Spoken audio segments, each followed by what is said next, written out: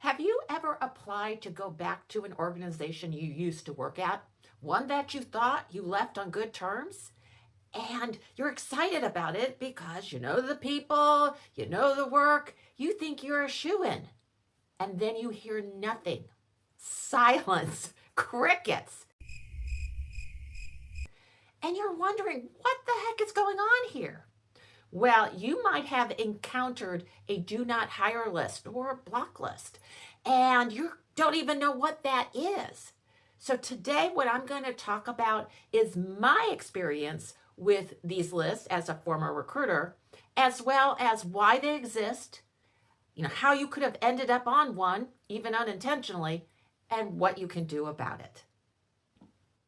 Hi, I'm Shelley Piedmont, a former recruiter turned career coach. And early in my recruiting career, I was tasked to fill an opening, and I thought I had found the perfect person. They were working at our competitor, yet they had previously worked in our company. So they knew the company, they knew the culture, they knew the job. I thought they were a shoo-in. I brought the name to my district manager, and he said to me, Shelley, we can't hire that person. They're on the list. And I was like, what list? I don't know of any list. It turns out that the company had a do not hire list. Now, sometimes that's actually in the HR database and you can see why a person isn't eligible for rehire. But sometimes it is just in the minds of the people who are doing the hiring. Sometimes people end up on these lists and the reasons aren't really obvious and often not fair. So what are these do not hire lists or block lists? Well, they can be a formal process so that, the HR department actually is putting into their database that the person is not eligible for hire. And that can be for legitimate reasons. Maybe there was theft involved or harassment or something that they really are not comfortable bringing that person back because there's a risk. But sometimes this is not a formal process. This is more an informal. The manager has decided that you're not coming back. And this can be for reasons that are more emotional.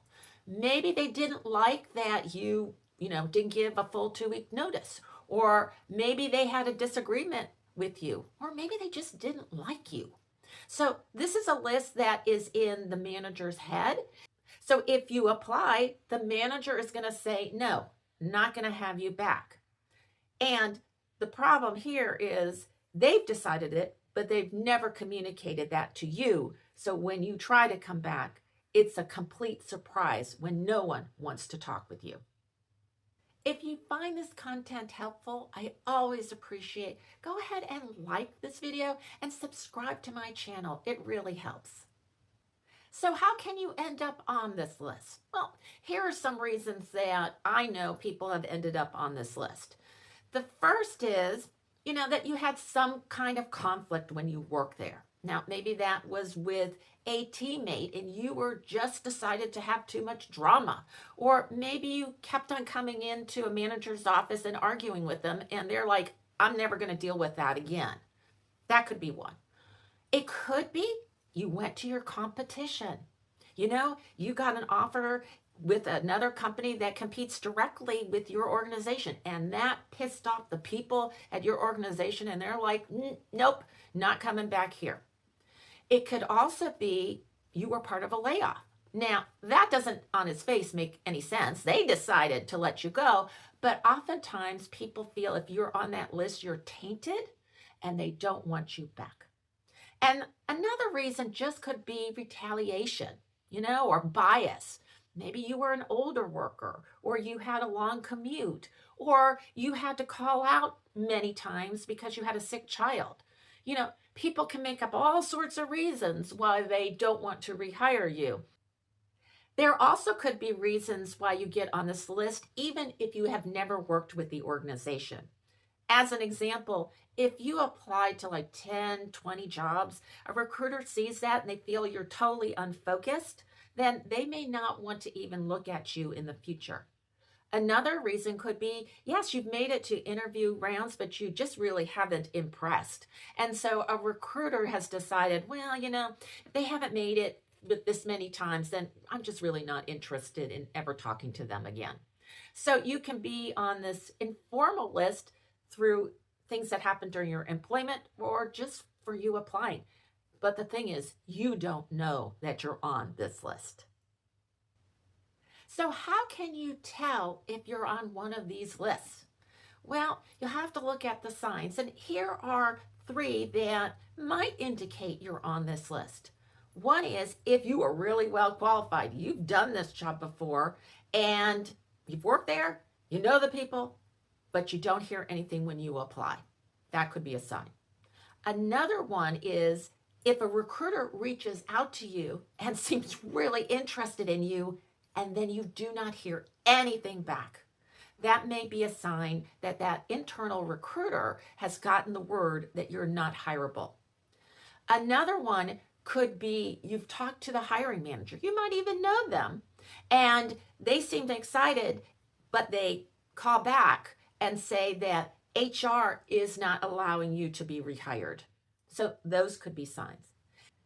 So, how can you prevent this from happening, and what do you do if you think it is happening to you? Well, let's take the first one. One of the things I will always suggest is that when you resign and you have given a notice, make sure you work that notice period. It may feel good at the moment to go, you know what, I'm leaving, pick up your stuff and walk out the door. But it can have long-term ramifications. I do know that some hiring managers have put people on this list because they didn't work their full notice period. Now, you might think that's unfair and you can leave at any time, but they take that as a lack of professionalism. Be the professional that you are, do the right thing, finish your notice period, help out as best you can, and then move on. Another thing you can do is if you sense that people are not necessarily sad that you are leaving, to get a pulse check of what people are feeling about you, especially your manager. That can give you an indication of whether this might be a problem in the future. And then I would always tell you, your network is important. These people that you've worked with are important. Make sure that you stay in touch, that you have positive relationships with these people. They can help you, obviously, in your career by referring you to positions, but especially if you ever want to return, and you never know the future. You may want to. They can be advocates for you. And what do you do if you think you are on this list? Well, first, I would reach out to your former colleagues and see if they know anything. They may be clued into some feelings that were expressed about you when you left that may indicate that you've been put on this do not hire or block list. Another thing you can do is go straight to HR and see if they will tell you what is happening. Sometimes they might just be very honest and transparent and say you are not eligible for rehire, and at least you know what is happening there. Another thing would be, now this is always depending on the circumstances and the information you have, but if you think there's any discrimination that is going on, you certainly can contact an attorney to talk about this with. But it may be the best thing for you to do is just move on and find an organization that values who you are and what you can offer. I get why these lists exist. Sometimes you do not want a person to come back. Maybe they, stole money from the organization, or maybe they were harassing, employees right and left. And you're like, I don't want that behavior back. That can be a legitimate reason. But what ends up happening when you have these informal lists that, some manager had a beef with somebody, maybe that manager was the only person that had a beef, but they're getting a sway over that decision and that person's career, this is a problem. I have always been an advocate for an organization to have a process for when a person ends up on this list. What are the reasons? Who gets a say in that? And is that a permanent block, or is that going to be a temporary block? And when will that block be lifted? And what are the circumstances around that? I think that is a more fair way to look at this situation because, as my example, where I found a great person who wanted to come back, who I know could have done a great job, and they were not allowed to do so because they were on some list put on by somebody for some reason, that's a problem. It's a problem for the business. And so I think it is important that organizations look at this process. And if they aren't going to hire somebody back, then they should be transparent about it. Don't get people's hopes up that they can return when they can't.